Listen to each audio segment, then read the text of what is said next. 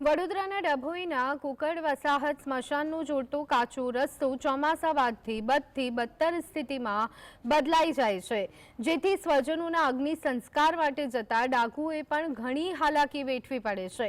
Cooked ગામથી અંતરિયાળમાં અંદાજે 1.5 kilometre દૂર અત્યંત દુર્ગમ વિસ્તારમાં સ્મશાન છે અને ચોમાસામાં જ્યારે ટ્રેક્ટરમાં મૃતદેહ લઈ અને જવામાં આવ્યું તો ટ્રેક્ટર પણ રસ્તામાં ફસાઈ ગયું, જે બાદ ગામમાંથી બીજું ટ્રેક્ટર મંગાવી અને મહા મહેનતે ફસાયેલા ટ્રેક્ટરને કાદવ કીચડમાંથી બહાર કાઢવામાં આવ્યું।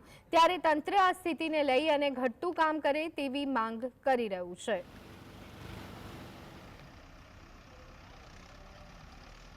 એ 3-4 ફૂટ જેટલા ખાડા છે, તો અમારે ટ્રેક્ટર દ્વારા અંદર લઈ જવો પણ એટલી મુશ્કેલી છે। તો આજે અમારે મરણ થયું છે, તો એમાં એક ટ્રેક્ટર બોલાવ્યું તો એ ફસાયું, એના માટે બીજું બોલાવ્યું તો અમારે ખર્ચો કરાવીને જે સગવડ છે તો કરાવી છે, ના હોય તો અમે કેવી રીતે કરાવીએ। એટલે માણસ જીવતા છે તે સુખ નથી, પણ મરે તો અમારે શાંતિથી લઈ જવાય એવી રસ્તા માટે અમારે મંજૂરી છે। તો જે તે સરકારને અમારે નિવારણ વહેલી તકે લાવે એટલી અમારે નમ્ર વિનંતી।